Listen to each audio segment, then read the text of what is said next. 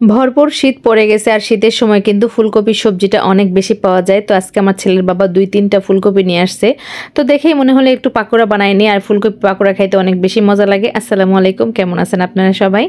তো ফুলকপির পাকোড়া বানানোর জন্য প্রথমে আমি ফুলকপির ডাটা যেটা আছে সেটা কেটে নিচ্ছি। কেটে নিয়ে ফুলকপির যে ইগুলো আছে, কোষগুলো আছে, সেগুলো আমি সুন্দর করে খুলে খুলে নিচ্ছি। আর এই ফুলকপির পাকোড়াটা আমি অনেক দিন আগে একটা ভিডিও দেখেই মানে শিখছিলাম আর খাইছিলাম, অনেক ভালো লাগছে। ইউটিউবে ভিডিও দেখে আসলে বানাইছিলাম প্রথমবার, অনেক মজা লাগছিল। তো তখন থেকে আমি প্রত্যেক বছরে একবার করে এই ফুলকপির পাকোড়াটা বানাই। আর আমার ছেলে এবং আমার দেবরের মেয়েটা খুবই পছন্দ করে।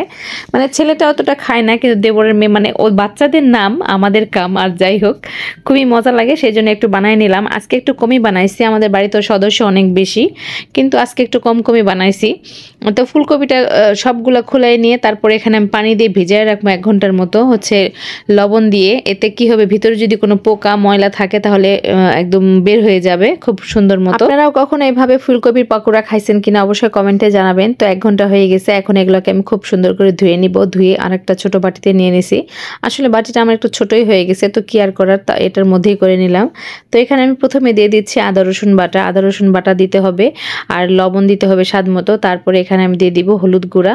হলুদ গুঁড়া দেওয়ার পরে একটু গুঁড়ামরিচ দিয়ে দিব। গুঁড়ামরিচ দেওয়ার কারণে আমার ছেলেটা একটু কম খাইতে পারে। আসলে গুঁড়ামরিচ না দিলে কিন্তু খাইতে ভালো লাগে না।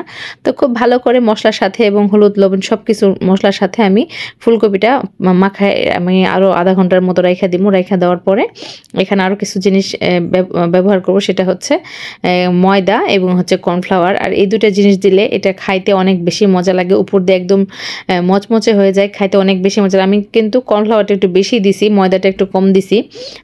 কর্নফ্লাওয়ারটা কিন্তু অনেক সুন্দর মচমচা বানায়। আর এর মধ্যে আর দুটো জিনিস আমি অ্যাড করছি, সেটা হচ্ছে একটা একটু লেবুর রস, আর একটু টমেটো সস। এই দুইটা জিনিস, আর একটু যদি গোলমরিচের গুঁড়া দেওয়া যায় অনেক বেশি মজা লাগবে। আসলে ছোট বাচ্চা খাবে, এই জন্য গোলমরিচের গুঁড়াটা আমি দিইনি। আর এগুলো দিয়ে খুব সুন্দরভাবে কর্নফ্লাওয়ার দিয়ে আমি ভালো করে এভাবে মাইখা নিলাম। নেওয়ার পরে এখানে আমি আবার ধনিয়া পাতা দিব। আর ধনিয়া পাতা দেওয়ার কারণে এটার যে টেস্ট আর স্বাদ গন্ধ সব কিছু এক্সট্রা হয়ে যায়, মানে অতিরিক্ত বেশি হয়ে যায়, স্বাদটা এত ভালো লাগে আমার কাছে। তো যাই হোক, অনেক ধনিয়া পাতা কিন্তু কেউ কারো দেওয়া দেখিনি, আমি দিলাম, আমার কাছে ছিল, মনে হলো যে একটু দিয়ে দেখি কেমন লাগে। অনেক সুন্দর সবুজ দেশি ধনিয়া পাতাগুলো, খুবই ঘ্রাণ বের হইতেছিল। তো মাখানো হয়ে গেছে, আমি চুলায় একটা প্যান বসাই দিছি। দেওয়ার পরে তেলটা গরম হয়ে আসছে, আমি আস্তে আস্তে দিয়ে দিলাম। আর তেলটা একটু ভালোই হালকা হিট করে নিয়েছিলাম। একদম ঠান্ডা অবস্থায় দেওয়া যাবে না, তাহলে তেলটা কিন্তু ভিতরে চুপসে যাবে, ভালো লাগবে না খাইতে। আর একটু বেশি গরম হয়ে আসলে এটার মচমচাটা হবে, সুন্দর হবে। আর আমি সবগুলা পাকোড়া দিয়ে তারপরে উল্টে পাল্টে দিচ্ছি, আর গরম হয়ে আসছে। আর দেখেন ধনিয়া পাতা দেওয়ার কারণে কত সুন্দর একটা কালার আসতেছে।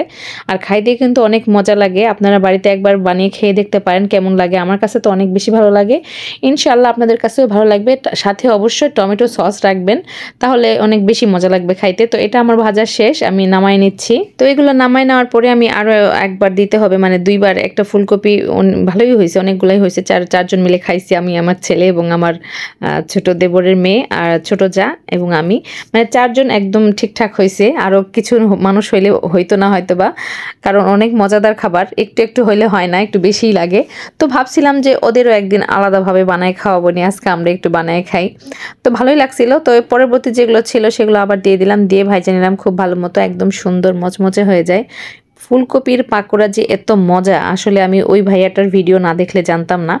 2-3 বছর আগে দেখছিলাম। তো তারপর থেকে আমি প্রত্যেক বছরে ফুলকপির পাকোড়াটা বানাই নেই, খাইতে অনেক মজা লাগে। আপনারাও একবার ট্রাই করতে পারেন। আমার সম্পূর্ণ পাকোড়া ভাজা শেষ, এখন আমি এগুলাও উঠাই নিব সেই প্লেটে। আর আগে ওগুলা উঠাই নিয়েছিলাম। এটা ভাজার সাথে সাথে গরম গরম খাইতে হবে, আর গরম গরম টমেটো সস দিয়ে খাইলে আরো বেশি মজা লাগে। এমনিও খাওয়া যায়, কিন্তু টমেটো সসটা দিলে একটু বেশি টেস্ট হয়। তো আমার তো ভাজা শেষ, এখন আমরা খাইতে যাব। আর তো অপেক্ষা করার সময় নাই, তো এখন একটা খেয়ে দেখাচ্ছি। আর অনেক সুন্দর মচমচে হয়েছে, দেখেন, দেখতেও কিন্তু অনেক সুন্দর হয়েছে। তো আমার আজকের ভিডিও আপনাদের কাছে কেমন লাগলো অবশ্যই কমেন্টে জানাবেন। সবাই ভালো থাকবেন, সুস্থ থাকবেন। এই পাকোড়াটা একবার হলেও বাসায় বানিয়ে খেয়ে দেখবেন কেমন লাগে, তারপরে আমাকে কমেন্টে অবশ্যই জানাবেন। আজ এ পর্যন্তই, আল্লাহ হাফেজ।